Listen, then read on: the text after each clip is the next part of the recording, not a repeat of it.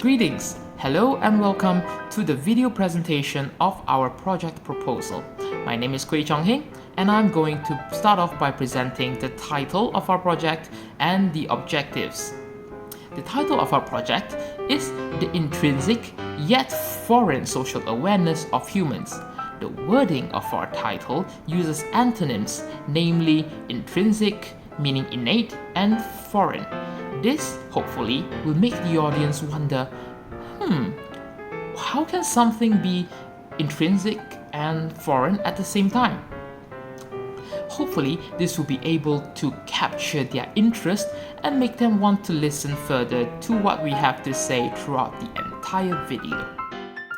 As for the objectives of our project, this project is mainly an exploration on the abstract concept of social awareness. We aim to help us better understand social awareness. Now, you might be thinking, why would we need to understand social awareness? Well, that's a good question. That's because social awareness might be affecting your lives right now. It's just that you don't notice it because you don't know what it is. In order for us to negate the negative impact it has on our lives, we have to understand it so that we can see how it's affecting our lives and take the necessary precautions to negate its negative effects. Now, in order to do this, our video hopes to be able to shed light on the origins of social awareness, when it develops and how it develops, as well as the effects of social awareness. And we wish to shed light on how different individuals experience social awareness differently from one individual to another. Hello! So you have heard the title, but you might still be thinking, what is unique social awareness? I'm gonna tell you now, the term does not exist officially. It does not have its own Wikipedia. The closest definition to our topic is how we think other people are perceiving us and judging us. Now, if you don't understand, it's okay. Let me give you an example. So when we were younger, remember how we used to play with any one of our peers that just came by. We did not think about how they looked. We did not think about who they were. We didn't think about anything. We just made friends because we wanted to have fun. That is a lack of that social awareness. When we are that young, we're not thinking about those things that we think about when we're older. Those social rankings, no, we're not thinking about any of that. We just want to play. And this lack of social awareness in children is actually also what makes them easier to talk to. Okay, so from an innocent child, a child that lacks a unique social awareness, how does that child then go to develop this social awareness? Well, it starts in school. It starts when you start comparing. It starts when the child starts meeting more people and are getting used to these social norms that I talked about. They want attention and recognition, and so they feel like they have to do something in order to get that attention and recognition.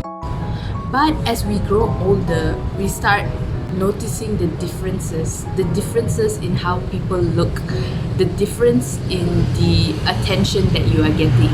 As in, if you get good grades, then you're getting good attention, versus if you are making trouble at school and the attention that you get is bad attention. It's a human growth kind of thing.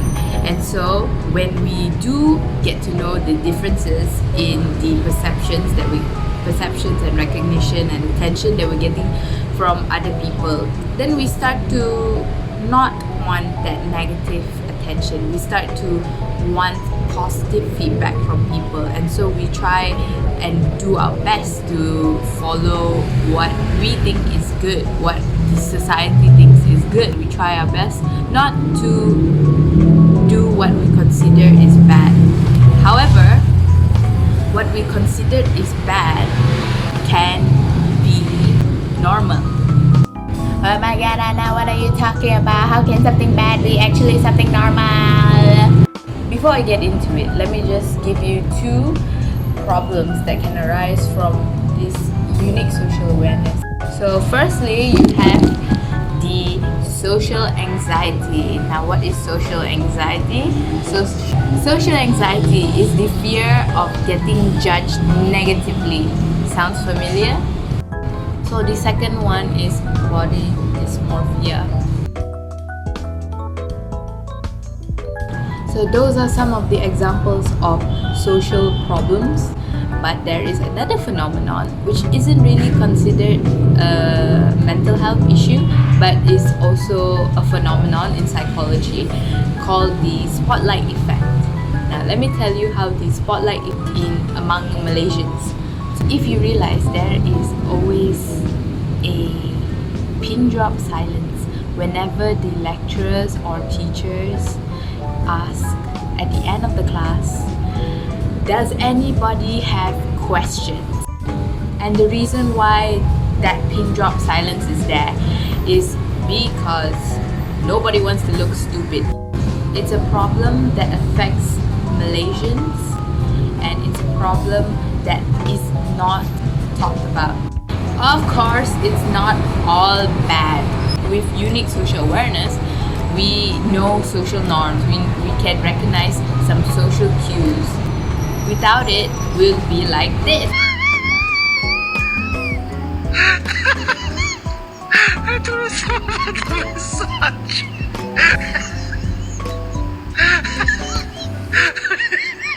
So I hope so much from that long video that you understood what unique social awareness is, what the effects are, how it affects Malaysians, and I hope that you understand so much. Thank you for watching.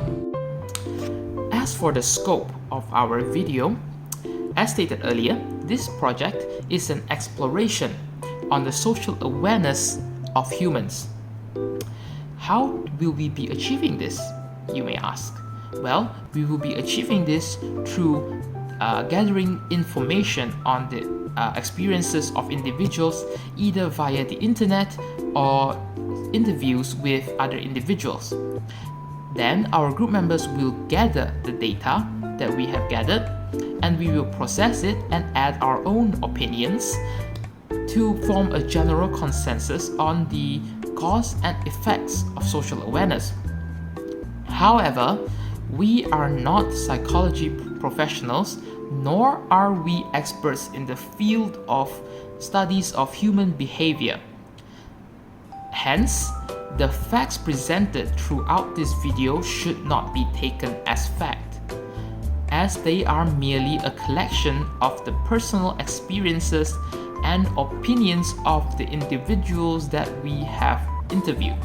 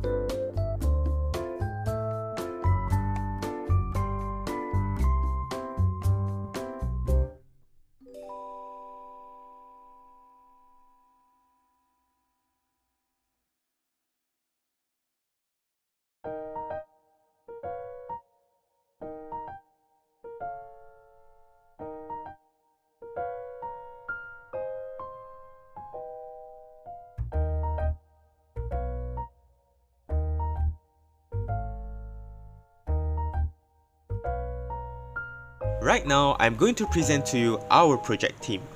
First of all, we have Anna as the project manager. She's going to make sure that everything's going fine and make sure we do what we should do so that we are fully prepared for the project we are going to do really soon. Next, we have Vera as our secretary. So basically, she's in charge of any documents such as scripts and proposals, and she will also have to organize a meeting with all the members whenever it's needed. Next up is me, Ziyun, as the video editor of the team. So basically, I'll have to compile and edit a video by adding transitions and effects to make sure that the video stays interesting and smooth. And finally, we have Chongheng as our proofreader. He will read through the documents such as proposals and scripts to correct for errors to ensure grammatical accuracy. So that's our team. So, what is our target audience? Well, it should be obvious that we are targeting individuals that wish to understand social awareness. So, it doesn't matter what age you are, what gender, what location, what career/education, as long as you understand English and you have an interest in psychology and studies of human patterns and behavior, then you will be included in the target audience of this project. Hello, my name is Viralismi Anapuban and I'm going to be talking about our weekly plan, our outcomes of this project, and also bibliography. So for the weekly plan, as we are on week 6, we are going to send our project proposal presentation, and we are going to present all the project details to the instructor as the proposal. And that is this video. And on week 7, we are going to discuss questions and make alteration if needed. We are going to contact intended interviewees, and we are going to print and hand out consent forms. So on week 8, we are going to get the questions finalized, and we are going to start conducting our interviews. On week 9, we are going to plan our video flow. How are we going to match it and merge it, all the interviews, all the street interviews, everything that we do, and the filmography ideas, and we are going to voice out our views on how we want the video to turn out. On week 10, we are going to send our progress report to our instructor. On week 11, we are going to film joint videos and edit the set videos that we already filmed. And this is going to continue into week 12 and 13. On week 13, we will edit everything and finalize it. And we're going to start inviting audiences for presentation. On week 14, we are going to do our project presentation. Okay, for the next part is the outcomes of the project. The outcomes of the project would be raising awareness about our topic, getting a better understanding of how this affects people. Viewers of the project will hopefully be able to understand social awareness and its effect on people's lives, as well as how different individuals define social awareness differently based on their own experiences and opinions. At the same time, viewers should also be able to relate to the experience mentioned by all these interviewees that we have, and we expect them to make parallels with their own lives to see whether there are any similarities between people's ideas on social awareness. We aspire to emphasize the importance of understanding the circumstances that people might be going through this problem. We also hope this will encourage the general public to know what they're feeling and realize the problems so that we can keep our awareness at par. For bibliography, we are planning to refer Why Do We Care What Others Think by Lawrence Suval. It's a journal paper, continued by Body Dysmorphic Disorder, How the COVID-19 Pandemic Affects People with Social Anxiety, Social Anxiety Disorder, Treating Social Anxiety in an Era of Social Distancing, Adapting Exposure Therapy for Youth During COVID-19. We are going to refer to all of these research papers for our project. Thank you.